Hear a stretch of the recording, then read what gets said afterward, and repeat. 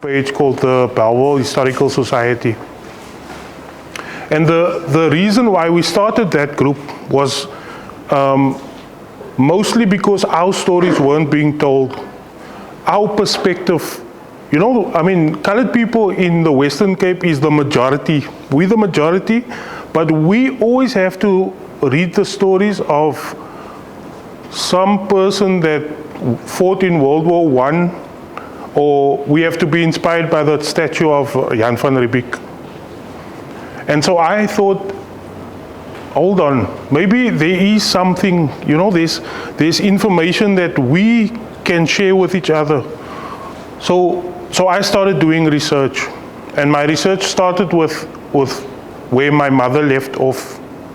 My mother used to go to Ruland Street in Cape Town and do archival work. She wanted to find out who's her family, where her family comes from. And in 2018 she had passed away, but we didn't kind of look through her papers and her documents and things. We only, in 2020 when COVID broke out, I went and dug in her things. And I found this box, and in the box it had a family tree, and it lists who her family were. And so by doing that, by researching my family and finding that I'm family of many of you that's sitting here, I kind of discovered myself. And then I wanted to roll it out more. I wanted to find out, what is Bellville South? Where did Bellville South come from? What is the history of Bellville South? Because Bellville South, according to 1944 documents, this area is old. It's not a new area. It's not like Delft.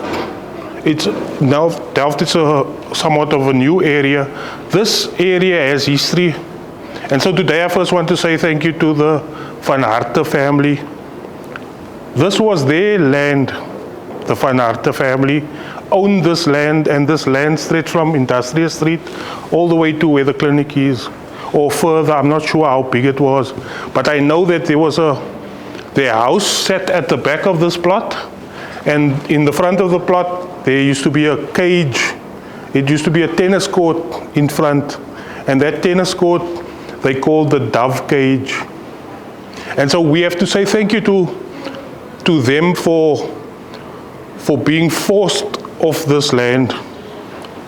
This was their land. And so I had to find out, who is this Van Harte family? And I found out that the Van Harte family actually wasn't just rich in land here, but that the Bellville marshalling yard, that land used to be called Moddergat. That land used to be owned by the Van Harte family. So if I take you all the way back, we can get to 1760. In 1760, Jan van Riebeeck gave the Van Harte soldier, one of the VOC members, the VOC? Yeah. He gave them portions of land to go and to kind of till, or to do some kind of agricultural land. And one of that parcels of land was given to a soldier called Van Harte. Van Harte used Moddergat as his agricultural plot. Now, of course, the history, those kind of histories, the documentation that I found comes straight from Jan van Riebeeck's journals, because Jan van Riebeeck, they kept journals, and the VOC, or the Dutch East Indian Company, they've got those journals available to everyone. In the 1840s, Bellville South was known as Mock Lane. I don't know if any of you know that. In the 1840s, 1860s, the governor of the Cape, his name was John X. Merriman. There's a street in Oakdale called John X. Merriman. And so John X. Merriman, he came up with this idea, how can we create more agriculture on the Cape Flats? Now, that word Cape Flats it's a newer kind of word, because Bellville at that time was known as the Bellville Flats. Because Bellville is part of the Cape Flats. It's part of the flats. Even Goodwood is called, Goodwood's original name is Goodwood Flats. Claremont is called Claremont Flats. Wynberg was Wynberg Flats. All those areas formed part of the Cape Flats. Goeiehoop Primary School. Its first principal was Taylor. His name was Taylor, and he became the first principal of that school. It was a whites-only school, because this area was a German area for Germans. The other part of this area, which we think is Bellville South, where colored people lived, is called Mock Lane, and Mock Lane is Bosbo. But the problem with that is, or the problem with that narration is that Bellville, we didn't come from Bellville South. The majority of us and our families, we don't come from Bellville South, we come from Oakdale. Oakdale is 1860.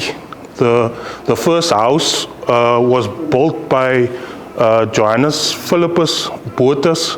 He built a big mansion. That mansion still stands today. So up in Oakdale, Upper Oakdale, so over the N1, you'll find a huge big house. I think they use it as a bed and breakfast or something, but that house is still there. 1860, that house was built. And in 1860, that area around Oakdale was called the Oakdale Estate. That Oakdale, colored people were allowed to purchase acres of land, an acre of land. Now, I didn't make a copy of it, but the first person that I really did research on was called John Philippus Isaacs. And John Philippus Isaacs was born in 1877 in Oakdale Township, or Oakdale Estates. And so that's the same time that house was built. Remember I said that house was built in 1860? This John Philippus was born in 1877, and he died in 1977, Mr. Isaacs. And this book that I got from my cousin, who I also met on Facebook, this book is called the St. John's Burial Society. So this book is 1937 to 1951. And the person that who was the registrar of that book was William Follett. And William is my cousin Denise' father. And